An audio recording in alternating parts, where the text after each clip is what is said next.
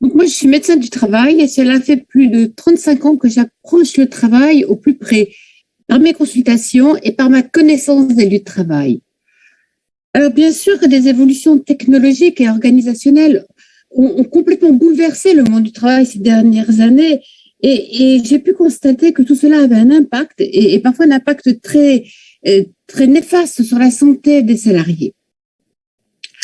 Alors le travail, ça tient une place vraiment très particulière dans nos vies. Cette activité implique l'homme dans sa globalité et c'est un facteur puissant de santé, que ce soit la santé physique, la santé mentale, mais aussi la santé sociale. Et ce travail, il est à la fois source de bonheur spécifique, mais aussi de difficultés et d'enjeux pour la construction de notre propre identité. Alors que là, je disais, le travail, c'est bien une maladie puisqu'il y a des médecins du travail. Oui, bien sûr, mais ne pas en avoir rend parfois encore plus malade. Alors, ce travail, ça reste quand même si j'ai l'impression de l'approcher au plus près, une donnée extrêmement complexe qui reste vraiment à chaque fois une grande énigme parce que sa mise en mots est compliquée, elle est difficile. Parfois, le vocabulaire manque aux salariés pour nous le décrire. Alors, dans le travail, chacun d'entre nous assouvit ses rêves, mais aussi les rêves et les désirs de ses parents. Et que du coup, être à la hauteur des attentes de ses parents, si ça peut être un moteur, bien évidemment, mais c'est parfois aussi une extrême souffrance.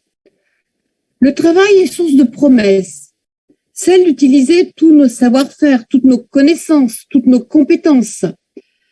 Exercer toute sa vie un métier que l'on n'a pas choisi, et parfois même que l'on déteste, représente un coup psychologique et évidemment une source de souffrance très importante pour bon nombre de salariés qui sont dans ce cas-là.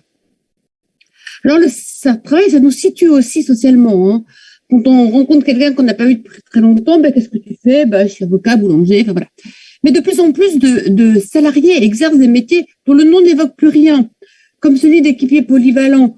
Alors, quelle fonction se cache derrière ces mots sans signification? Comment être fier d'un travail auquel personne ne comprend plus rien? Dans le travail, évidemment, nous mobilisons tout notre corps, tous nos savoirs, nous engageons beaucoup de nous-mêmes.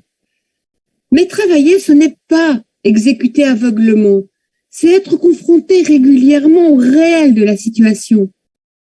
Et bien sûr que le travail nous envahit, nous colonise totalement. Devant une difficulté, devant un échec, trouver une solution nous ravit, nous gratifie, cela nous grandit.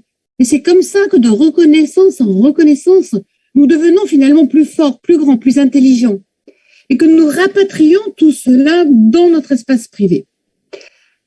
Donc le travail est un puissant opérateur de la construction de la santé, finalement par l'élargissement de notre subjectivité, par l'accroissement des pouvoirs de notre corps, de notre sensibilité. Oui, bien sûr, mais finalement pas n'importe quel travail, et surtout pas effectué dans n'importe quelle condition. Car travailler peut aussi rendre malade. Quand un salarié s'entend dire toute la journée, exécute, tu n'as pas besoin d'être intelligent, de toute façon tu n'es qu'un idiot, tu ne demandes pas de réfléchir, fais ce qu'on te dit, exécute, t'es pas intelligent, il y a 350 personnes qui attendent ton poste, si t'es pas content, prends la porte. Eh bien là, ce travail qui sape la personnalité, bien sûr que ça rend nos salariés malades.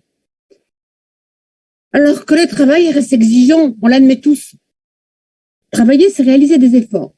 Mais bien sûr que les efforts ne veut pas dire s'épuiser au travail.